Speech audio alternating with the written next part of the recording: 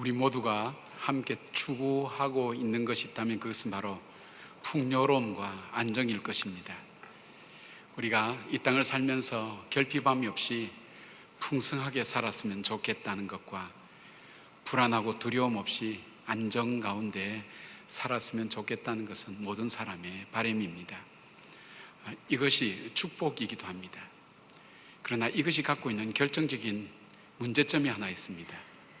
바로 풍요와 안정은 우리를 타락으로 이끌어 간다는 사실입니다.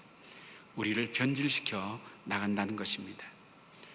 왜냐하면 풍요와 안정이 우리 속에 찾아오면 오늘 이 시간에 이르기까지 어떻게 걸어왔는지 과거를 상실하게 만듭니다. 자연스럽게 자신이 모든 것을 이루어 왔다는 교만함이 그 마음속에 찾아오게 되면서 자신이 여기까지 오기에 여러 가지 과정들을 생략해버리고 잊어버리게 됩니다. 또 하나는 이 안주하면서 그 풍요 속에 젖어버리기 때문에 성장이 중단되어 버립니다.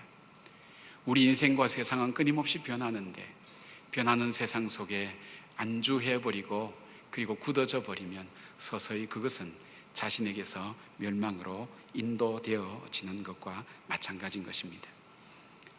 오늘 이스라엘 백성들이 그와 같은 모습을 보여주고 있습니다. 이스라엘은 노예 생활 70년 했습니다. 그리고 자기들이 자기 조국 돌아와서 무려 7, 80년 동안을 성벽 하나도 제대로 쌓을 수 없는 끊임없는 좌절과 절망 가운데 새로운 것이 그들 속에 없었습니다. 불안했습니다. 늘 부족했습니다. 그리고 늘 갈증 속에 있었습니다. 그런데 느헤미야라는 사람이 나타나서 그 성벽을 세우게 되면서 무엇보다도 영적으로 바로 세우기 시작했고, 영적으로 세워지니까 사람들 속에 도덕적이고 윤리적인 질서가 세워지기 시작했고, 그것은 관계의 안정성과 더불어서 정치와 경제와 사회와 문화 속에 풍요로움이 그들 속에 찾아오기 시작된 것입니다. 이제는 자기의 민족이 풍요롭고 안정되어지면서 하나님의 백성답게 사는 모습을 바라본 느헤미야는 자기가 원래 왔던 그 메데파사로 돌아가게 됩니다.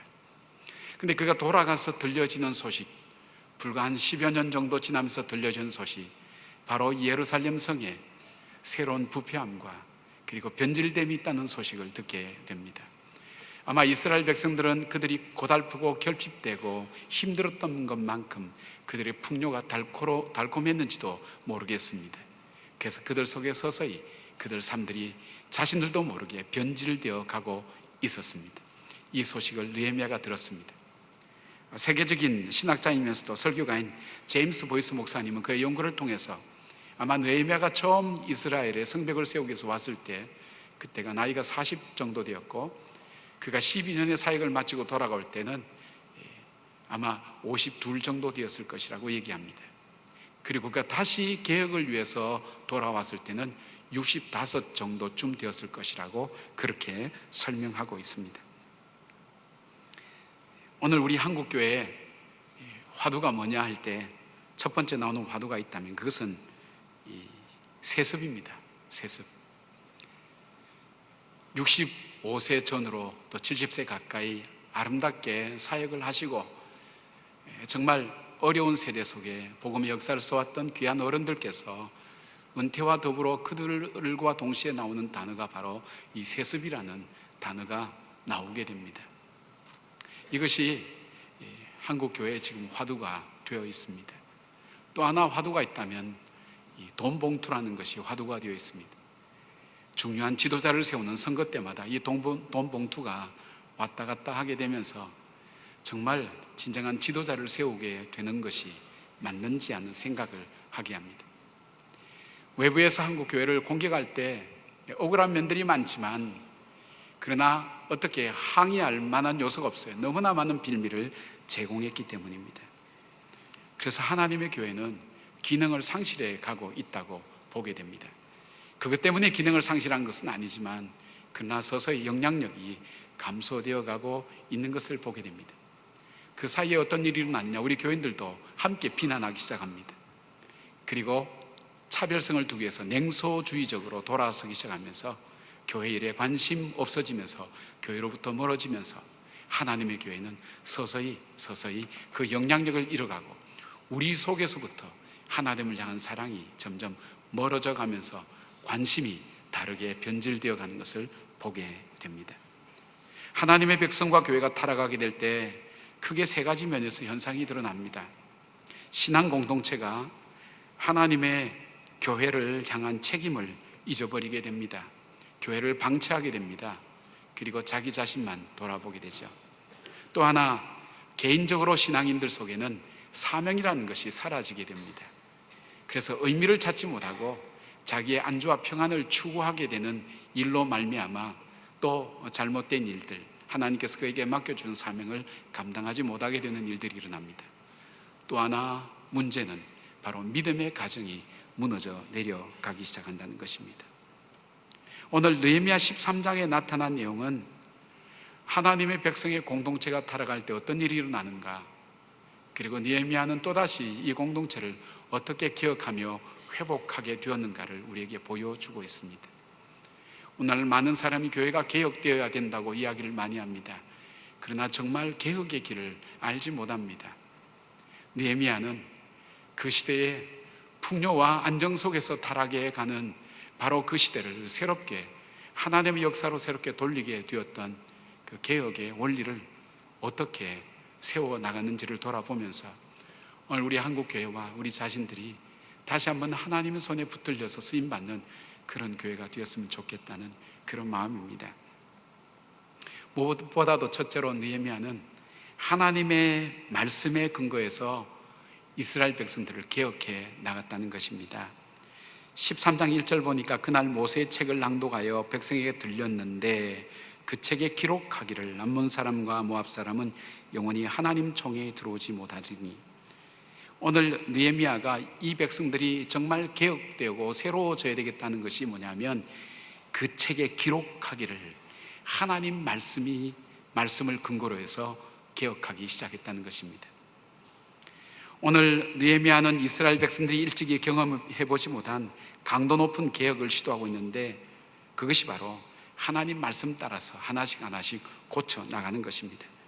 이 말씀에 따라서 이미 익숙해지고 편안해진 것을 바꿔야 할 것은 바꾸고 부담시켜야 될 것은 부담시키고 이미 생활과 사육 구조 속에 깊게 자리 잡은 것도 갈아엎어야 될 때는 갈아엎으면서 말씀을 따라 새로운 역사를, 새로운 생활을 만들어 가고 있다는 것입니다. 느헤미야서에 그날, 그때라는 단어가 많은 것을 보면 이스라엘 백성들의 삶의 변화는 바로 말씀의 진리를 자신들의 삶의 기준으로 받아들일 때 그때에 변화가 왔다는 것을 알게 됩니다. 이스라엘 백성들이 하나님 말씀의 기준을 따라서 자기 삶을 돌아볼 때 그들이 회개하게 되었고 그들이 구체적으로 6가지를 결단하겠다고 하나님 앞에 서원을 하게 되었습니다. 즉 주위 족속들과 통혼하지 않겠다는 것, 안식일을 지키겠다는 것, 성전세와 성전에 필요한 추가적인 물건들을 바치기로 했다는 것과 첫 소생을 드리면서 11조를 성실하게 드리겠다는 것을 하나님 앞에 결단하고 그리고 하나님 앞에 그들이 서원하였습니다. 느헤미야는 이스라엘의 회복과 개혁을 양심에서 찾지 않았습니다. 사람들의 여론 속에서도 찾지 않았습니다. 역사 속에서도 찾지 않았습니다. 현실의 부흥과 실패 속에서도 찾지 않았습니다. 정치나 사회나 경제나 문화나 철학이나 과학 등 어떤 부분에서도 찾지 않았습니다. 총독의 권위 속에서도 찾지 않았습니다. 자기의 경험 속에서도 찾지 않았습니다.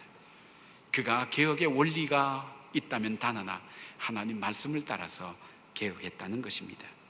이것이 바로 느헤미야가 이스라엘 백성들을 개혁했던 근거였고 또 개혁의 과정을 이루었고 개혁의 마지막도 그는 하나님 말씀을 따라 철저하게 한 것을 보게 됩니다.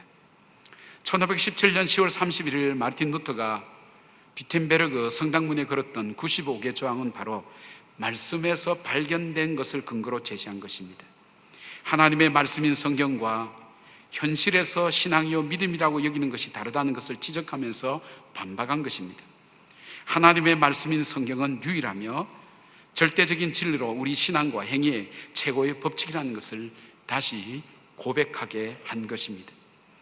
종교개혁 운동은 단순히 말만 한 것이 아니라 이 말씀에 따라서 그들 속에 7가지 원칙을 그들이 세워서 그것을 캐치프레이즈를 만들고 운동을 벌이기 시작했습니다. 말씀의 원리 따라.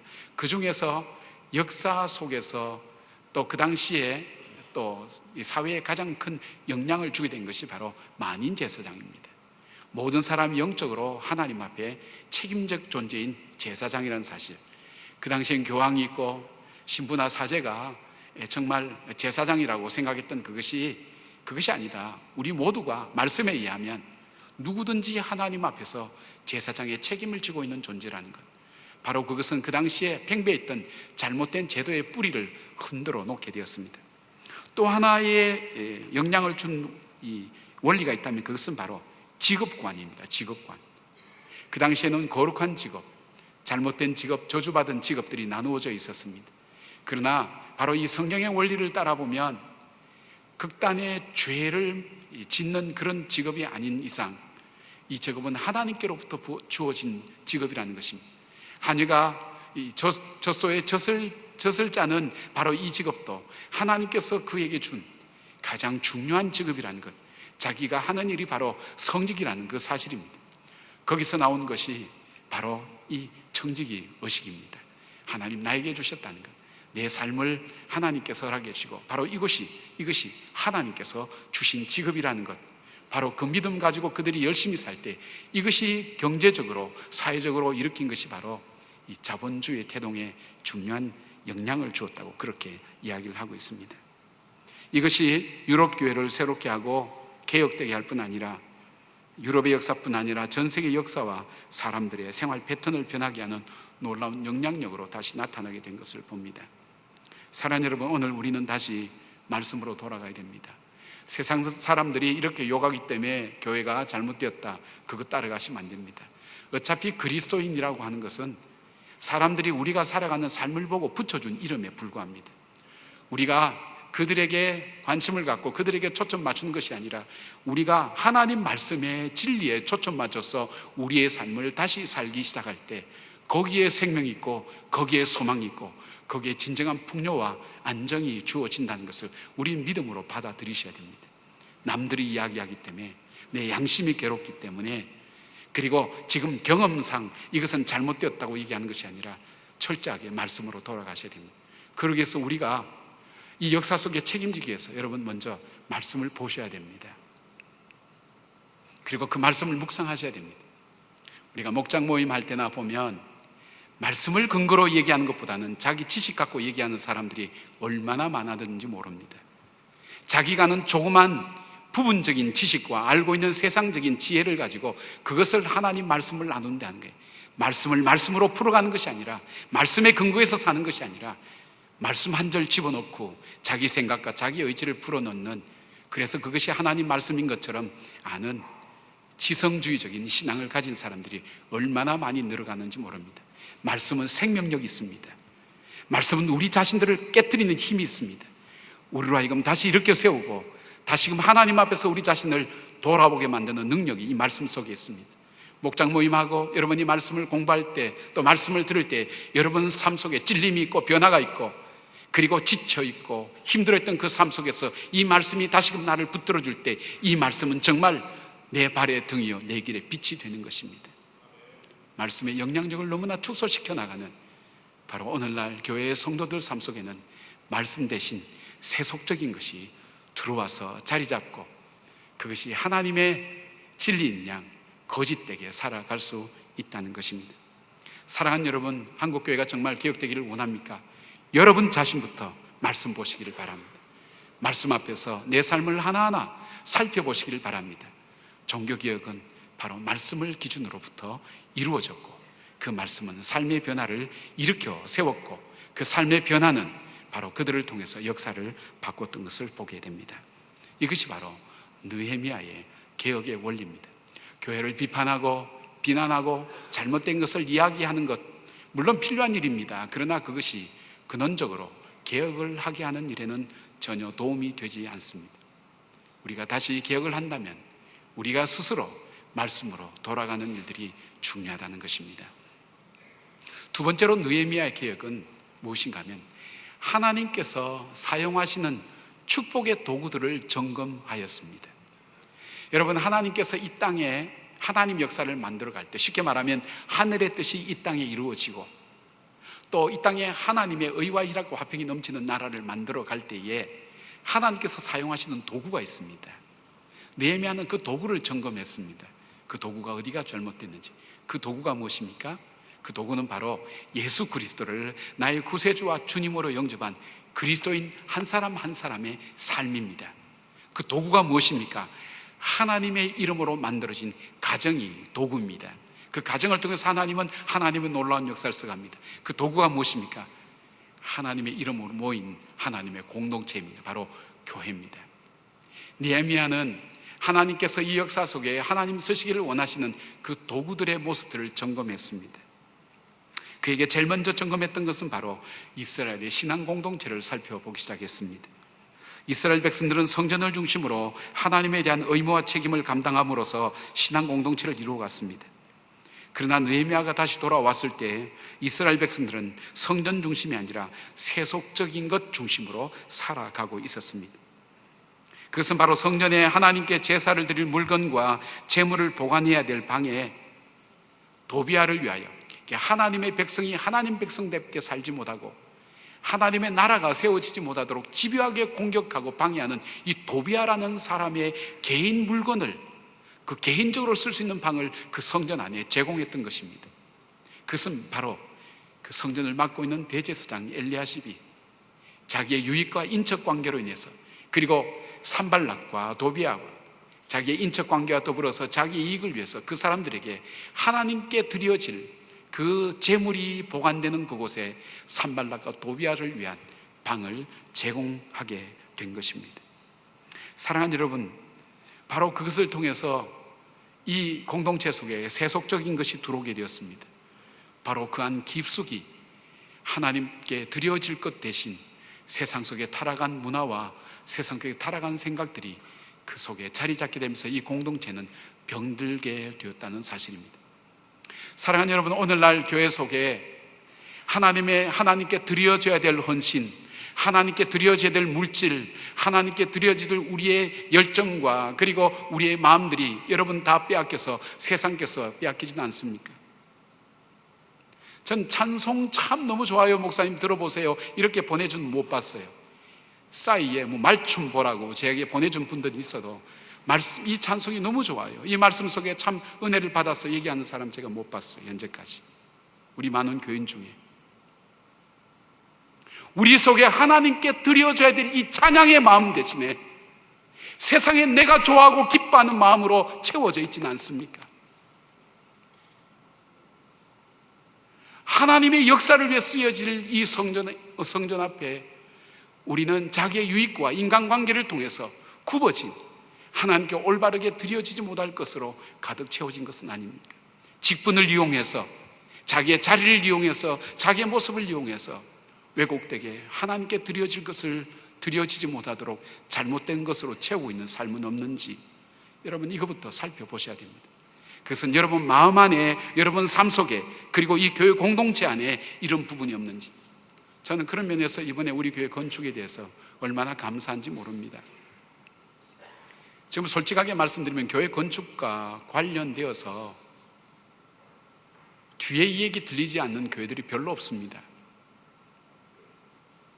건축하는 분들이 얘기합니다. 교회도 다 똑같습니다. 그렇게 얘기합니다. 리베이트도 있고 다 부풀려서 어떻게 하기도 하고 뒷돈 주기도 하고 하는 것이 많습니다.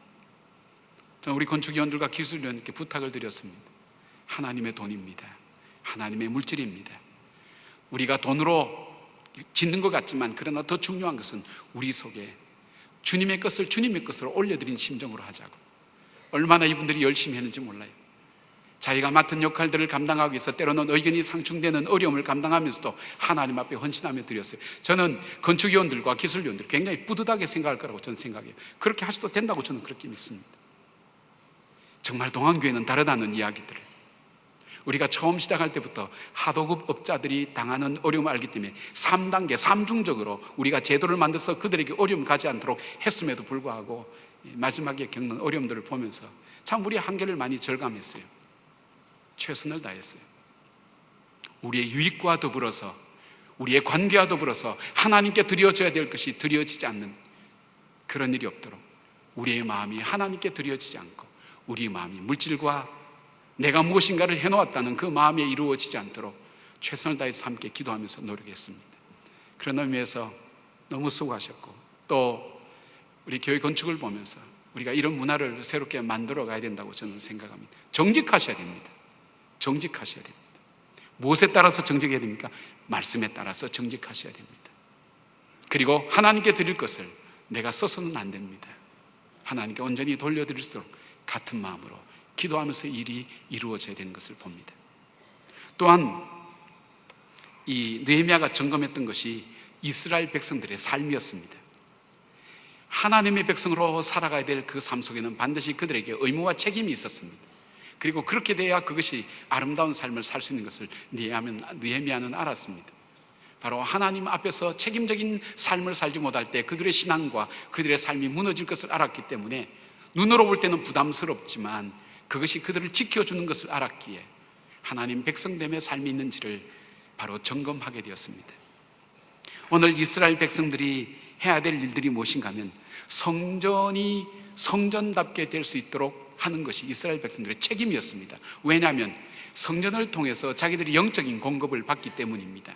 성전이 성전처럼 돌아가야만이 온 백성에게 영적인 공급이 되어지고 그 영적인 공급이 윤리와 도덕을 새롭게 만들면서 하나님 나라를 만들어가는 일들이 이루어지기 때문입니다.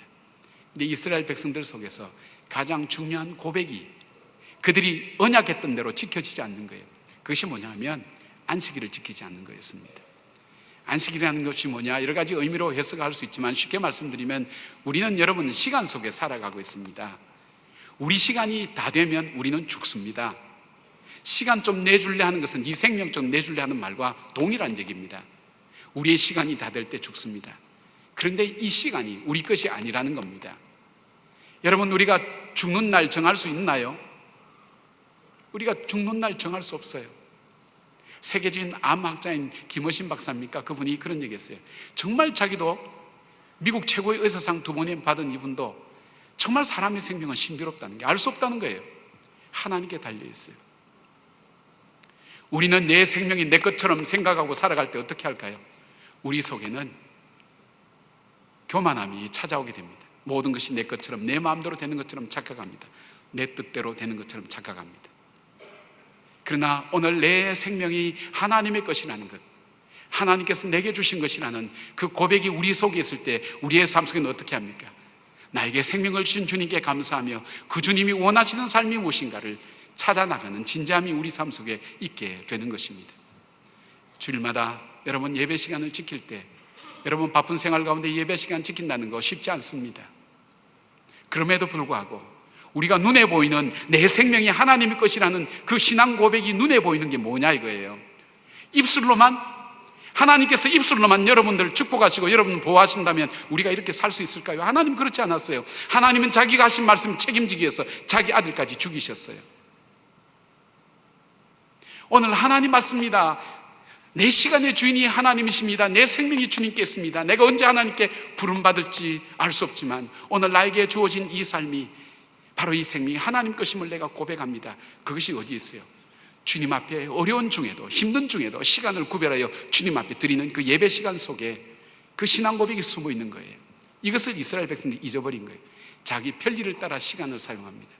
여러분, 자기 편리를 따라 시간을 사용하게 되니까 이 시간 속에 하나님 주신 질서를 잃어버리고 결국은 자기의 편리를 따라 결국 살다가 타락하고 부패한 우리의 속성과 더불어서 그의 삶이 망가지고 말게 되는 것을 느헤미야는 알고 있었습니다.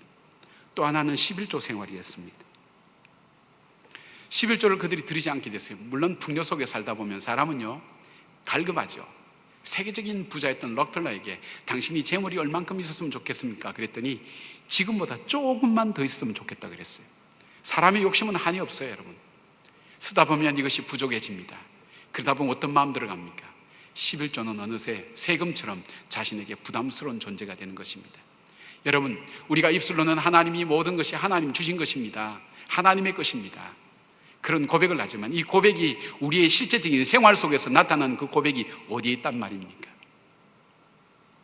오늘 우리가 열의 하나를 구별하여 하나님께 드리게 될 때 우리의 삶 속에 열의 아홉을 정말 귀하고 아름답게 쓸 수 있는 그 마음과 은혜를 하나님께서 우리에게 주신다는 겁니다.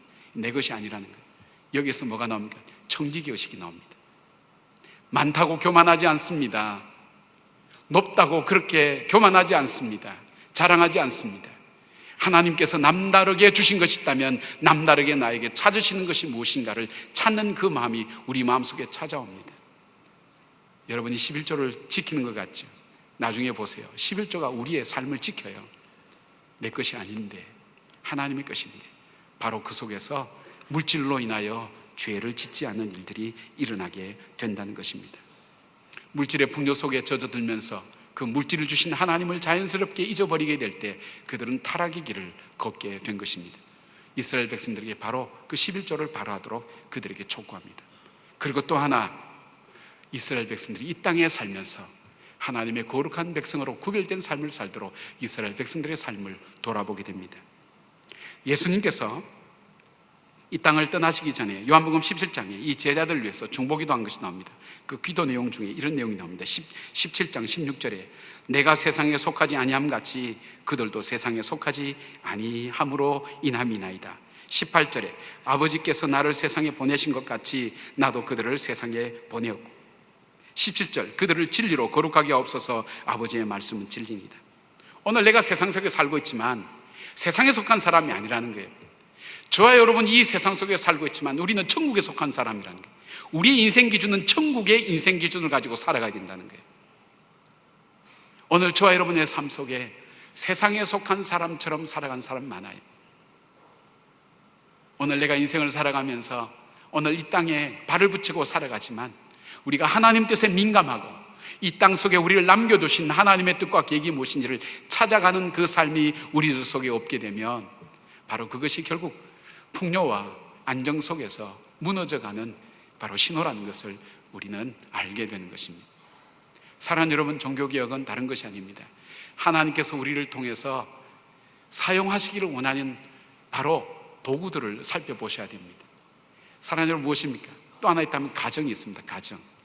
하나님께서 이 가정을 하나님의 일하시는 도구로 사용하신 겁니다. 여러분, 일평생 살면서 여러분이 태어나고 성장한 가정의 영향력을 절대로 벗어날 수 없습니다.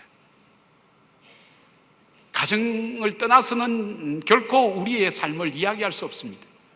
여러분이 쓰고 있는 물건이라든지 습관이라든지 좋아하는 음식물이라든지 여러분 성장할 때 이루어졌던 것입니다. 그런데 이 아이들이 자랄 때, 이 가정 속에서 이루어질 때 바로 이 가정이 하나님의 제자를 양육하는 가장 중요한 기초적인 단위이기 때문에 그렇습니다. 이 속에서 하나님의 사람으로 이 자녀들을 만들어내지 못할 때 바로 이것이야말로 하나님을 영원히 떠나고 하나님과 상관없는 존재가 되는 것입니다.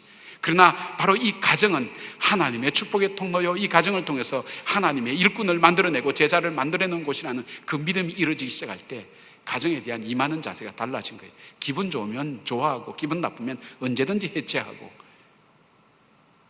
오늘날 그것 때문에 크리스찬의 가정들이 얼마나 많이 헤어지고 무너집니까? 힘들 수 있죠. 어려울 수 있죠. 그러나 다시 한번 생각해 보세요. 하나님께서 이 가정을 가진 이상 이제는 내가 아니란 말이에요. 가족이란 말이에요. 하나님께서 이 가정을 통해서 어려운 여건을 주셨던, 힘든 여건을 주셨던 바로 이 가정을 통해서 하나님의 축복의 통로가 되기를 바라는 그 사명을 우리에게 모두에게 서로에게 주셨어요.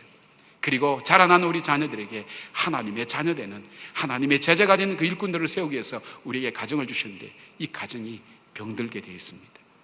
부모들이, 여러분 그거 아세요? 신문에서 난 건요, 낯선 남자가 들어가서 어린아이를 성폭행했을 때 그 엄마가 어떻게 하신지 아세요? PC방에 밤에 간 거예요. PC방에 엄마가 지켜야 될 그 방에 지키지 못하니까 엉뚱한 사람이 들어가면서 자기 딸을 해쳐버린 거예요. 엄마가 있어야 될 자리, 엄마가 해야 될 일들, 아빠가 해야 될 일, 그 일 하지 않을 때 다른 것들이 들어와서 그 가정을 무너뜨릴 수밖에 없다는 거예요. 여러분, 종교개혁이라고 하는 것은 딴 것 아닙니다. 오늘 하나님께서 쓰시기를 원하는 축복의 통로를 우리가 점검해 보는 거예요. 교회를 먼저 점검해 봅니다. 내가 속한 공동체와 마을을 먼저 점검해 보고 목장을 점검해 봅니다.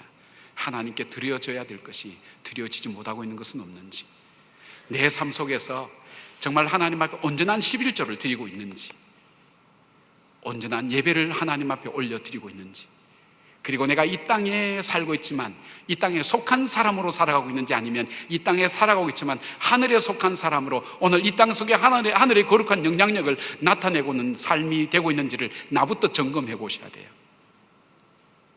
개혁 외친다고 개혁되지 않아요. 그럼 벌써 이 세상 개혁 다 됐어요. 신문 방송에 내고 개혁해야 된다고 얘기한다고 해서 개혁했다면 벌써 세상은 달라졌어요. 그렇지 않아요. 오늘 조용히 나 자신부터 돌아보기 시작할 때 거기서부터 변화가 일어나는 것을 바라봅니다. 여러분, 종교학자 마르틴 루터가 제도와 그리고 잘못된 것에 관심 갖고 있었던 사람이 아니에요. 그의 시작은 다른 것 아니에요. 하나님께서 나를 이 땅에 보내주셨는데 내가 이 땅 속에 어떻게 하나님의 사람으로 살아갈 수 있을까, 하나님의 거룩한 사람으로 살아갈 수 있을까 하는 이 고민이 그로 하여금 성경을 보게 했고, 그 성경을 통해서 세상을 보게 하면서 종교개혁이 시작된 겁니다. 종교개혁은 내면에서부터 시작되었고 자기 자신부터 시작되었고, 하나님과 나의 관계 속에서 내가 하나님 앞에 어떻게 살 것인가 하는 고민에서부터 시작된 것을 바라보게 됩니다. 느헤미야가 가졌던 또 하나의 개혁의 원칙이 있어요. 인간의 힘으로는 되지 않는다는 것을 그는 알고 있었어요. 그는 총독의 권위를 한 번도 사용하지 않았어요. 여러분, 느헤미야서를 읽으면 중간중간 하나님이여 기억하여 주십시오, 하나님 축복하여 주십시오. 느헤미야가 총독이에요. 힘이 있어요. 권세가 있어요. 물질이 있어요. 다 있어요. 그 명령 안 하면 성벽 금방 세울 수도 있어요. 그러나 그것 가지고 세워지지 않는다는 걸 알았어요. 아무것도 사용하지 않았어요. 이 모든 것이 위로부터 하나님께서 허락하지 않으면 되는 일이 없다는 것을 철저하게 그거 고백했어요. 오늘 이 본문에도 그렇습니다. 계속해서 그의 삶 속에서 이 거룩한 백성 만들고 이들이 하나님의 사람으로 살아가는 이것이 나의 노력과 의도적인 계획과 그리고 제도 속에 있지 않고 하나님 주의 은혜로 가능합니다. 주님의 은혜로 일이 가능합니다. 철저하게 하나님 앞에 헌신하며 기도하고 시작했던 것을 봅니다. 느헤미야는 개혁의 사람, 리더가 아니라 기도의 사람이라는 것을 성경을 다시 찬찬히 읽어보면 여러분 분명히 발견하게 될 것입니다. 자기 힘을 의지하지 않았습니다. 하나님 앞에 경건하게 이 모든 것이 하나님의 손에 있음을 그는 고백하게 된 것을 보게 됩니다. 근세사에서 영국을 건져낸 세 사람과 세 가지 사건에 대한 이야기를 하고 있습니다. 바로 요한 웨슬레의 전도운동과 조지 윌리엄스의 YMCA 운동, 그리고 윌리엄 부스의 구세군의 사회복음운동이었습니다. 이것이 바로 영국을 새롭게 변화시키고 세웠던 바로 이 세 사람과 세 가지 운동이라고 사람들은 얘기합니다. 영국이 근대화 과정 속에서 이전과는 전혀 다른 변화 속에서 알 수 없고 이해할 수 없는 수없는 문제들이 영국 사회에 발생하기 시작한 겁니다. 그런데 이 문제들 속에 영국은 점점 침몰하고 있었어요. 영국을 새롭게 만든 사람들, 바로 이 세 사람과 더불어서 이 헌신과 개혁 중에 클레팜 공동체라는, 이 클레팜 섹트라는 것이 있습니다. 여기에 가입된 사람은 불과 20명도 안 되는 소수였지만 영국 사회에 막강한 영향력을 끼치면서 영국을 새롭게 변화시킨 사람이었습니다. 이들은 부패한 생활이 부끄러운 줄 모르고 그대로 높은 자리에서 많은 부를 누리면서 그들은 흥청망청 살기 시작한 겁니다. 요한 웨슬레나 존 뉴턴 목사님의 설교와 말씀을 듣고 복음을 접하게 된 거예요. 복음을 접하면서 말씀을 접하게 되면서 내 삶이 이건 내가 사는 게 아니라 하나님의 은혜로 주어졌구나. 오늘 하나님께서 나에게 이 모든 은혜를 주셨구나. 나는 이 땅에 청지기로 살아야 되는구나. 그리고 나만이 내 삶을 사는 것이 아니라 하나님께서 나로 하여금 이 세상의 역사를 책임지도록 내 삶을 만드셨구나 하는 것을 이 복음의 말씀을 통해서 그들이 깨닫기 시작한 거예요. 그걸 보게 되니까 자신들의 죄악을 보기 시작했습니다. 영국의 부패함이 보이기 시작했습니다. 당시에 영국은 미국 독립전쟁과 프랑스 대혁명으로 안팎으로 국력의 위기를 맞아서 온 백성들 마음속에 불안감이 팽배했습니다. 기독교 국가임에도 불구하고 노예 매매를 통해서 국가 수입의 3분의 1을 충당하게 되었고, 이 노예를 죽여도 아무런 양심의 가책을 느끼지 못하는 병든 가치관과 신앙관을 가지고 있었습니다. 당시 미혼 여성의 4분의 1이 매춘부였고 런던 사망자의 8분의 1이 알코올 중독자였습니다.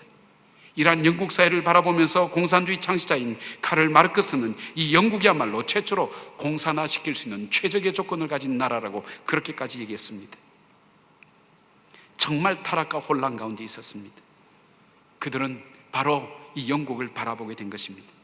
그는 도시의 번잡함을 피하여 런던 교회의 클랩함시라는 곳에 모여서 정기적으로 그들은 기도했습니다. 이분들이 모여서 한 것이 무엇인가 하면 이 나라를 한번 다시 살려보자 이런 것이 아니었습니다. 철저하게 그들이 모여서 하나님 앞에 자신들을 돌아봤습니다.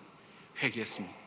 말씀 앞에서 자신들에게 맡겨준 일들의 무거운 부담감을 하나님 앞에 기도하면서 호소하면서 이 일을 어떻게 할 것인지 같이 만나서 격려하고, 그들은 정기적으로 하나님께서 자신들에게 말씀하신 그 음성을 듣기를 사모했습니다. 그렇지 않고는 자기들 내면과 환경 속에 쾌락과 그리고 안녕과 번주의 이야기들이 자기들 속에 들어올 때마다 흔들렸던 자기들을 기억했기 때문입니다. 이 복음 앞에서 이 영국이 새로워져야 된다, 그리고 복음의 새로운 나라로 거듭나야 된다는 그런 마음 가지고 그는 헌신하며 토론하면서 기도하게 됐습니다. 그리고 다음과 같은 행동 지침을 세우게 됐습니다. 사회의 믿음의 새 질서를 건설하자. 도덕적 책임을 각자가 분담하자. 우리들 자신의 신앙을 우선적으로 반성하자. 그리스도의 이름으로 자선 사업을 확장하자. 거룩한 우정으로 바른 인간관계를 세워나가자. 신앙교육을 강화하자. 건전한 가정생활로 모범적인 그리스도인 가정을 이루자. 내면적으로는 신앙생활을 엄격하게 했습니다. 예배와 기도에 많은 시간을 들였습니다. 외면적으로는 사회 참여를, 신앙과 생활의 일치를 보여주는 것으로 최선을 다했습니다. 사회의 정화를 위해서 그들은 아낌없이 자기들이 가진 달란트와 돈을 투자했습니다. 어떤 부호는 노예무역 폐지 운동에 자기의 모든 재산을 들였습니다. 국회에서는 가정도덕의 생활표준법을 통과시키며 건강한 가정 만들기에 그들은 최선을 다했습니다. 그들은 오늘이 나의 마지막 날이라는 각오를 가지고 자기 생활 주변을 정결하게 정돈하면서 경건하게 살기를 힘쓰게 되었습니다. 20명밖에 안 되는 그들이었지만 영국 사회에 많은 지성인들과 정치인들과 그리고 재력을 가진 많은 사람들 가슴 속에 감동을 주게 되었습니다. 그들은 자기들 재산의 5분의 1, 때로는 6분의 5까지 무명으로 헌납하면서 영국 사회의 어두운 구석구석을 위해서 그들은 헌신하며 사랑하게 된 그 모습을 주변에서 바라보면서 그 영향을 그들이 받기 시작했습니다. 그리고 그들을 통해서 영국 사회는 변화되게 되었습니다. 프랑스는 역사의 과도기를 지날 때 피를 흘리는 많은 희생을 치르고 그 사회의 과도기를 넘어갔지만 영국은 바로 이들을 통해서 복음으로 새롭게 이 사회가 변화된 것을 보게 됩니다. 사랑하는 여러분, 저에겐 꿈이 있습니다. 오늘 우리 교회가 크랩함 공동체처럼 우리가 우리 자신이 하나님 앞에 하나님께서 주신 그 사명을 우리가 다시 한번 깨닫고, 하나님, 우리가 보잘것없지만 작은 소수지만 그리고 힘이 없지만 하나님, 내가 하나님 앞에 정직하게 살겠습니다. 바르게 살겠습니다. 내가 가진 작은 것이지만 이것을 가지고 이웃을 위해서, 어두운 곳을 위해서 하나님 그렇게 헌신하며 살겠습니다. 사회적으로 무조건 기부하면서 사는 거 아니에요. 그들 속에는 철저하게 믿음의 고백들이 안에서 내부적으로 이루어지고, 이 속에서 말씀의 역사가 이루어지고, 이곳에서 하나님 말씀으로 서로 격려하고 권면하면서 이 역사가 우리의 책임이라고, 이 어두운 사회의 사람들의 아픔의 목소리가 바로 우리의 책임이라고 우리가 가진 것을 내어놓고 함께 기도하면서 세상이 알아주든 알아주지 않든 하나님 앞에 나의 삶을 살아가는 그런 사람들, 그리고 이 시대에 느헤미야가 되어서 말씀을 따라서 이 역사를 새롭게 써가는 일들이 바로 저와 여러분들을 통해서 이루어졌으면 좋겠습니다. 많이 힘들 겁니다. 어려울 수도 있습니다. 그러나 우리의 소망이 하나님 나라였기에, 그리고 우리의 힘이 아닌 하나님께서 주신 힘이기에 오늘 어느 누구가 아닌 나 자신부터 하나님 말씀 앞에 다시금 우리의 삶을 조아리고, 그리고 그 하나님 말씀으로부터 나오는 하나님 음성을 들으며 오늘 나의 삶 속에서 내 자신이 정말 이 땅에 살면서 하나님의 거룩한 영향력을 나타내는 삶 위해서 내가 무엇을 할 것인지, 내가 잊어버렸던 주님께 예배드리는 그 예배드림의 정성과 정신을 다시 회복하게 되고, 그리고 온전한 11조를 드리면서 하나님께서 내게 모든 것을 주셨다는 그 믿음의 고백이 우리 삶 속에 다시 세워지고, 우리 속의 가정이 단순한 가정이 아니라 하나님께서 하나님 일꾼을 만들어내는 가정이라는 놀라운 사명을 가지고 하나씩 하나씩 실천하게 나가기 시작할 때 우리의 거룩한 영향력들이 사회를 바꾸고 세상을 새롭게 만들어가는 바로 그런 일에 쓰임받는 이 시대의 저와 여러분 되기를 주의 이름으로 축원합니다. 아멘. 기도하겠습니다. 민족을 치유하고 세상을 변화시킨 일이 나로부터 시작되는 것을 알게 하시고 철저하게 말씀의 근거에서 하게 하시고 성령의 도심을 구할 수 있는 지혜로운 주의 백성들 되게 하여 주시옵소서.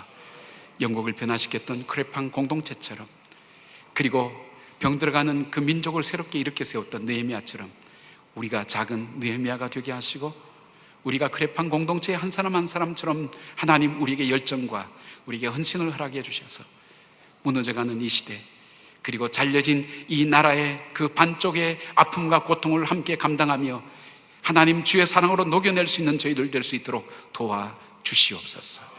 예수님의 이름으로 기도드리옵나이다. 아멘.